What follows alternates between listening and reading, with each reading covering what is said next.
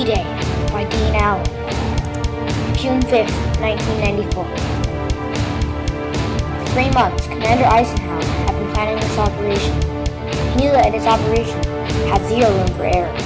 It was just 40 minutes until he would set off for the coast of Normandy, France. Everyone knew that the fate of the war was in this operation. He could not let the world down. June 6th, 1994. Just off the coast of France, 3,000 boats were heading towards the beaches.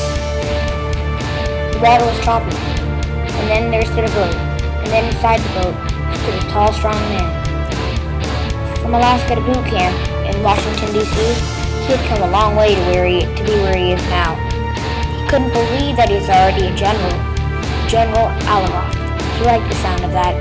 He was leading a small boatload of men into one of the biggest operations in history. D-Day.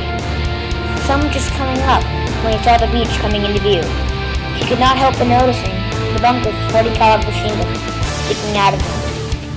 He knew that he and his men had to take out the machine guns before they did too much damage on American forces. He cleared his throat and spoke. This is the day that we make history. This is the day that our country will remember us. We know we can do this. The beach was only a mile away now. He could hear the distant sound of machine gun clatter. He cleared his throat again and then spoke. On 3, we will run for the barbed wire. 1, 2. He didn't get to finish counting. He felt something hit his shoulder. Something like water was coming out of his shoulder. It was blood. He died there on that boat, thinking that he never got to do his job. His men still kept going though, and they all got to the barbed wire. But only then did they notice that their general was missing. They did not know where he was, and then someone shouted, "I think I saw blood coming out of the sergeant's shoulder." So they all went back to the boat, and there was the sergeant's body. First they covered it with some cloth, and then that I found in the corner of the boat. Since one of the men used to be a priest before the war, he said a prayer, and then they all continued on. Since they were all injured, they were all going to go home.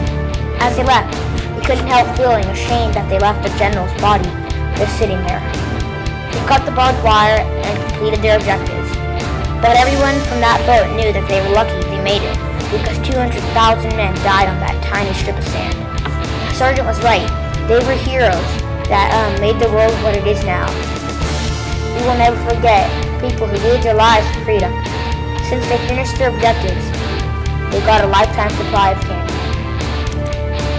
Sources: